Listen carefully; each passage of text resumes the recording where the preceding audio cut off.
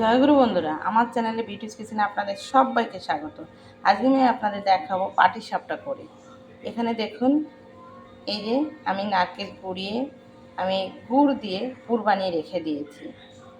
এখানে নারকেল যে পাটিসাপটার ভিতরে যে পুরটা দেবো সেই পুরটা এখানে বানিয়ে রেখে দিয়েছি। আর এখানে দেখুন, আমি 2 বাটি ময়দা নিয়েছি। যে যতটা বানাবেন ঠিক সেই মাপই ততটাই সে নেবেন। দুধ দিয়েছি, আমি 1 বাটি দুধ দিয়েছি। আমি যে 10 টাকার প্যাকেট, সেই প্যাকেটটা হলেও হবে, আর 500 প্যাকেট দিলেও হবে।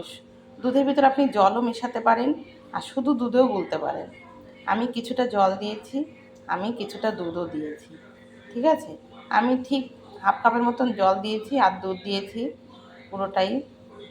আর 2 বাটি 3 বাটি ময়দা নিয়েছি, নিয়ে সুজি দিয়েছি।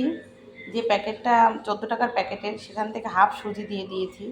চিনি দিয়েছি পরিমাণ মতন, যতটা যে যেমন মিষ্টি খাবেন। একটু লবণ দিয়েছি, লবণটা দিলে মিষ্টির স্বাদটা খুব ভালো হয়, তাই লবণটা দিয়েছি। তো ময়দা, চিনি, দুধ, লবণ, সুজি দিয়ে আমি এই যে গুলেছি সুন্দর করে। এটা ভালো করে গুলে নিয়েছি, ভালো করে ফেটিয়ে নিয়েছি। যত সুন্দর গোলা হবে ততই ভালো হবে। অনেকে এর ভিতরে আবার এই লবঙ্গ দিয়ে দেয়, কিন্তু এলাচ দিয়ে দেয়, সরি লবঙ্গ না, কিন্তু আমি এলাচটা দিই না। আমার মেয়ে এলাচ খায় না, তাই দিই না। এটা দুধে গোলার ভিতর না, কিন্তু এটা পুরের মধ্যে দিয়ে দেবেন, নারকেল যে পুরটা তার ভিতরে। তো এই সুন্দর করে গুলিয়ে নিতে হবে, যাতে শক্ত শক্ত ডেলা ভাব না থাকে ময়দায়। দেখুন কি সুন্দর। সব গোলার পরে সুজিটা কিন্তু একটু লাস্টে দেবেন। আমি গোলাটা পুরো দেখাতে পারিনি, আমি গুলে তারপরে আমি দেখাচ্ছি। তো আমি যেভাবে বলে দিলাম সেভাবে গুলবেন। হাতেও গুলে নিতে পারেন, হাতে করে সুন্দর করে, যাতে কোনো ময়দার দানা না থাকে এবং চিনিটাও গলে যায়। দেখুন সুজিগুলো কিন্তু দেখা যাচ্ছে, তাই আমি সুজিটা লাস্টে দিই। দুধ, চিনি, লবণ, ময়দা দিয়ে সুন্দর করে গুলে তারপরে আমি ঠিক যখন হয়ে যায় গোলাটা, তারপরে আমি সুজি দিয়ে দেবেন। সুজি এখনও কি সুন্দর একদম সুজি গোটা গোটা রয়েছে। সুজি দিলে কিন্তু পাটিসাপটা ভালো উল্টায়। তো আমার হয়ে গেছে, এবার আমি বসিয়ে দেবো। আমি এখানে চাটু বসিয়ে, দেখুন এটা আমার বহুত পুরোনো দিনের চাটু। এই চাটুটা পাটিসাপটা খুব সুন্দর ওঠে। তো আমি এতে তেলে, এই যে একটা ন্যাকড়ায় তেলও ভরিয়ে নিতে পারেন, তারপরে কলার ডাঁটগুলো কেটে সেটাও আপনারা তেল ভরিয়ে দিতে পারেন। দিয়ে এভাবে এই যে সুন্দর করে চাটুতে এভাবে তেল ভরিয়ে নেবেন। নিয়ে এবার আমি দিয়ে দেবো ময়দা।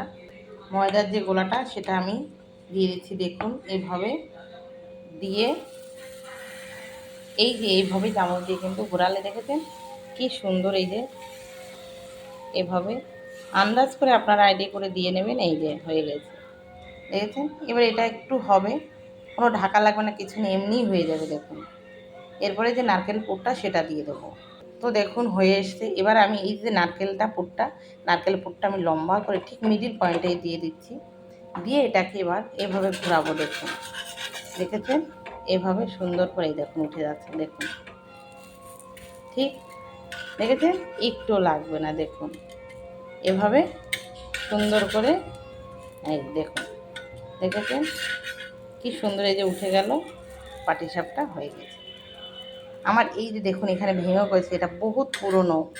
আমার যখন প্রথম বিয়ে হয়েছে, যখন সেই বছরে এটা কেনা। তো আজ থেকে অনেক বছরের, এটা 22-23 বছর হয়ে গেছে এই চাটুটা। কিন্তু চাটুটা পাটিসাপটাটা খুব সুন্দর। অনেকের কিন্তু পাটিসাপটা উঠতে চায় না, লেগে যায়, ভেঙে যায়, ঘেটে যায়, কিন্তু আমার দেখুন। তো এভাবে আমি দেখুন বানিয়ে নিয়েছি। এই যে দেখুন এভাবে একটা একটা করে আমি এই যে অনেকগুলো বানিয়ে নিয়েছি। এখনও আরও আছে, আরও হবে। এই যে দেখুন এভাবে আপনারা কিন্তু পাটিসাপটা অতি অবশ্যই বানিয়ে খেয়ে কমেন্টে জানাবেন খেতে কেমন লাগে। আমার এই রেসিপিটা যদি ভালো লেগে থাকে তাহলে please please please like, share, comment করতে কিন্তু ভুল করবেন না। সাবস্ক্রাইবটা করে দেবেন। জয় গুরু।